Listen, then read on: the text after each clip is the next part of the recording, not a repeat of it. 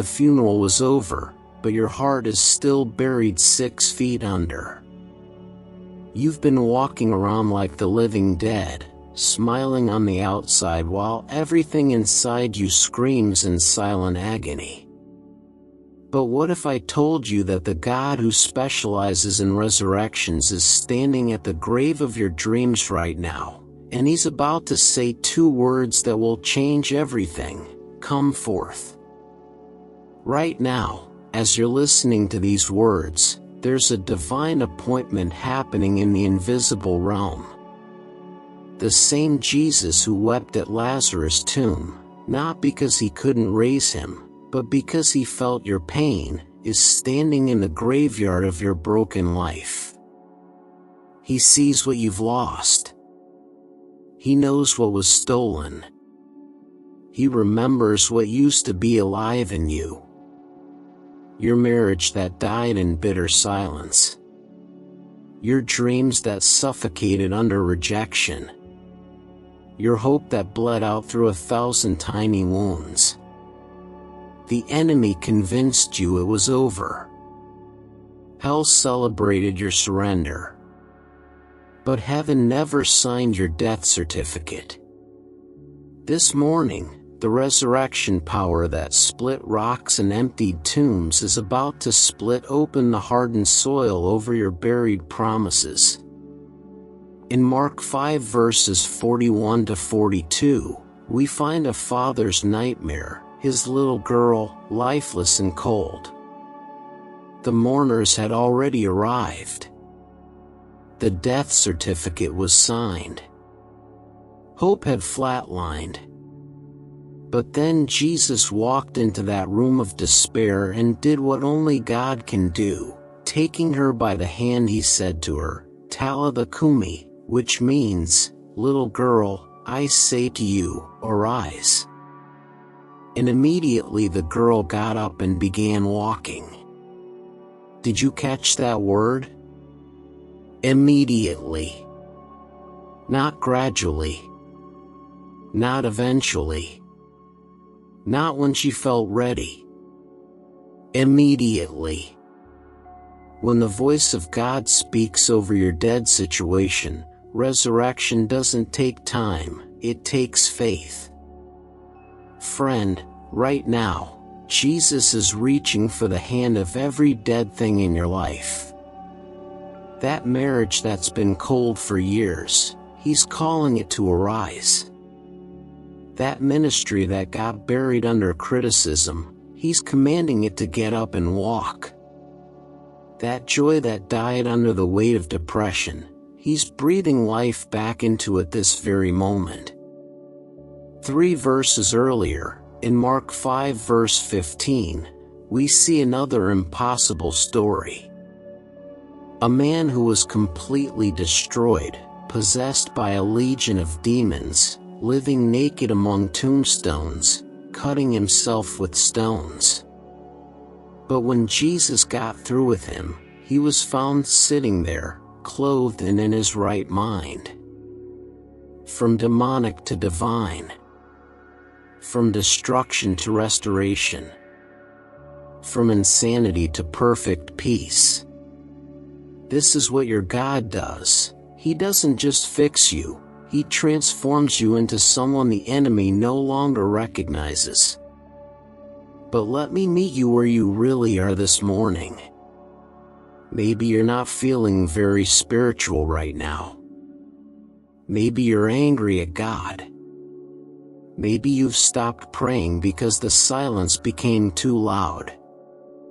Maybe you look at your life and see nothing but a crime scene where your dreams used to live.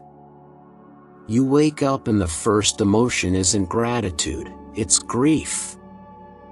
You brush your teeth and see a stranger in the mirror, aged by disappointment, scarred by betrayal.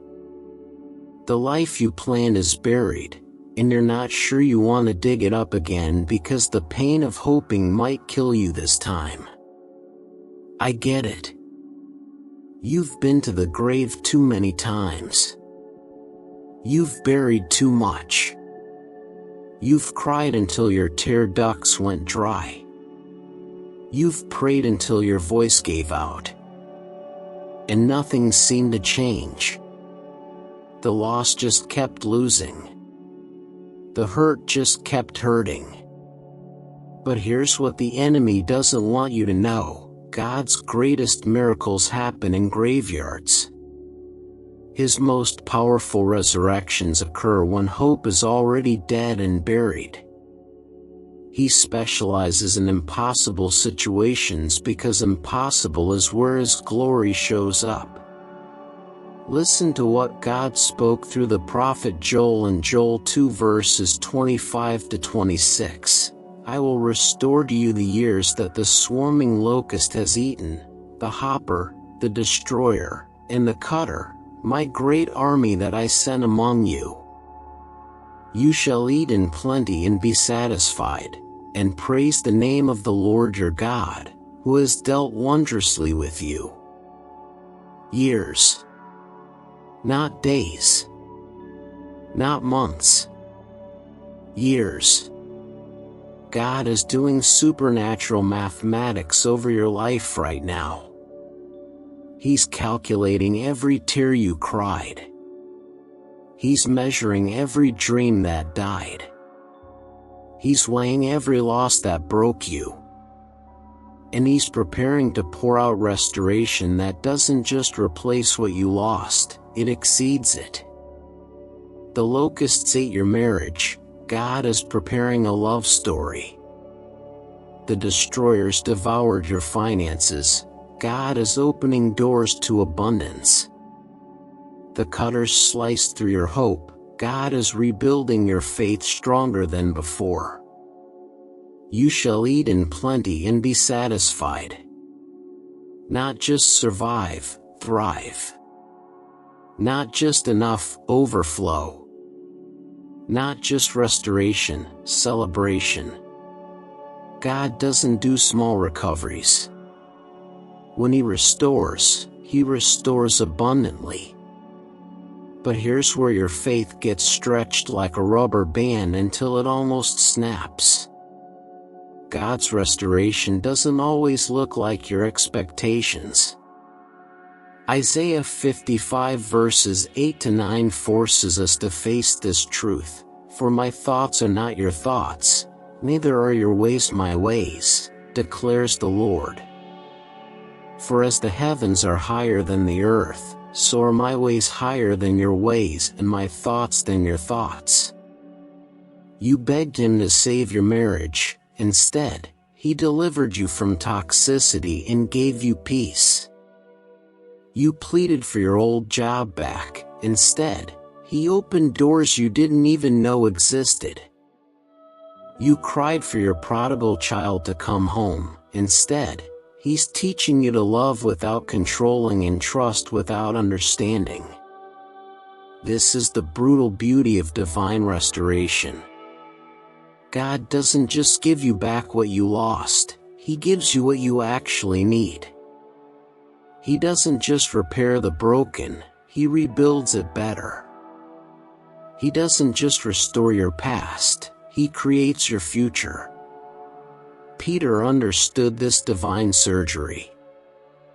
In 1 Peter 5 verse 10, he writes, "And after you have suffered a little while, the God of all grace, who has called you to His eternal glory in Christ, will Himself restore, confirm, strengthen, and establish you."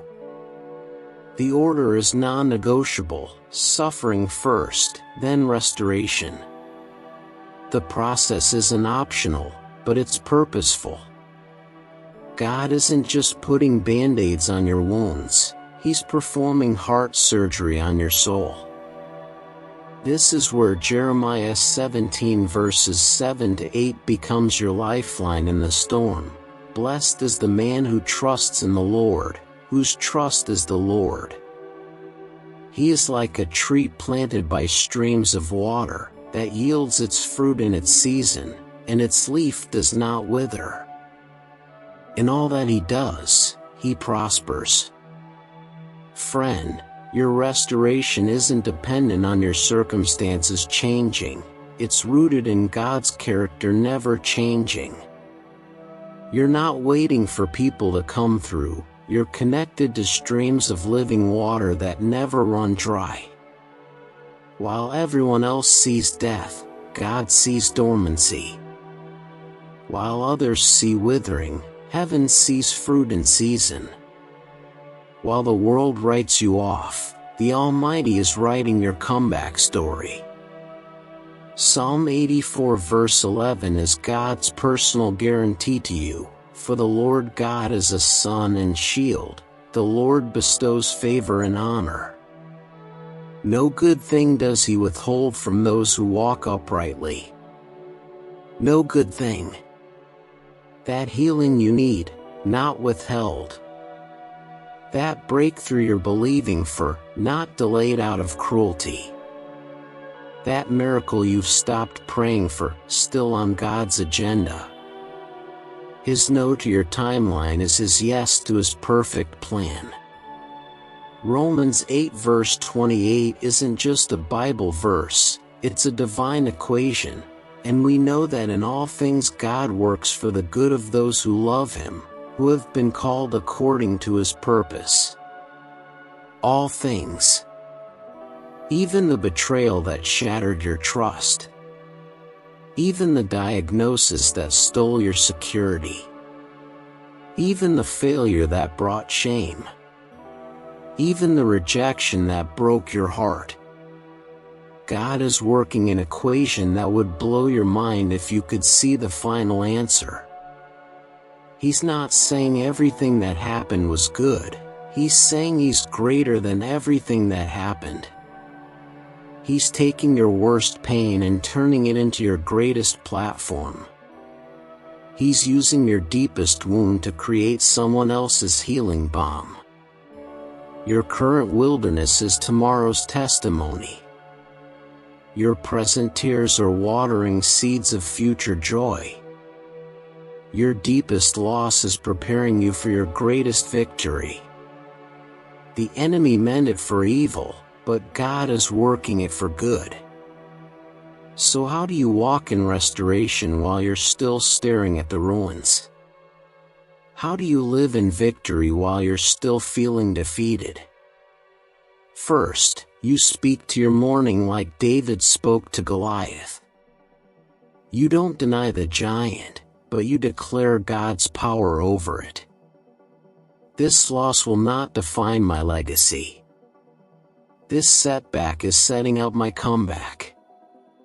What hell stole, heaven will restore with interest. Second, you worship in the waiting. You praise him not just for what he's going to do, but for who he is right now in your mess. Worship is the language heaven speaks fluently. It shifts atmospheres. It changes climates. It turns funeral homes into resurrection centers. Third, you serve others from your emptiness. When you pour out your little oil, God multiplies it. Your blessing is often hidden in someone else's breakthrough. Your healing comes as you help heal others. Can you feel it shifting this morning? The same power that raised Jesus from the dead is stirring in your dead situation. The same voice that called light out of darkness is speaking of resurrection over your circumstances. Like Jairus' daughter, what looked dead is about to arise and walk. Like the demoniac, what brought torment is about to become testimony. Like the years the locusts devoured, what was stolen is about to be restored in abundance that exceeds the original. This isn't just your season of survival, this is your time of supernatural turnaround. This isn't just your moment of recovery, this is your era of divine restoration that will make hell regret it ever messed with you. Father God, we come before you this morning with hearts that have been shattered like glass, dreams that have been buried like corpses, and hope that has been beaten like a prisoner of war. But we also come with faith that refuses to die, trust that refuses to surrender, and expectation that refuses to be silenced. Lord Jesus, just as you spoke Talitha Kumi to that little girl, speak life over every dead thing in our lives right now. Breathe on our marriages, our children, our health, our finances, our ministries. Let what has been dormant arise. Let what has been broken be made whole. Let what has been lost be found. We declare with the prophet Joel that you will restore the years that the swarming locusts have eaten. We receive your promise from Psalm 84 verse 11 that no good thing will you withhold from us. We stand on Romans 8 verse 28 that all things, even our deepest pain, work together for our good. Holy Spirit, plant us like immovable trees by streams of living water. Keep our leaves green when everything around us is dying. Let us yield fruit in our appointed season, even when the season feels endless and the waiting feels unbearable. We surrender our broken timeline to your perfect timing. We release our shattered expectations to embrace your ways that are higher than our ways. We trust that what you're restoring will be greater than what we lost, more beautiful than what was broken, and more powerful than what was stolen.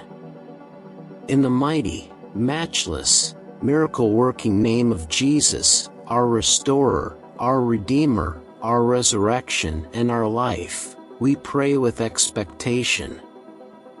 Amen and amen.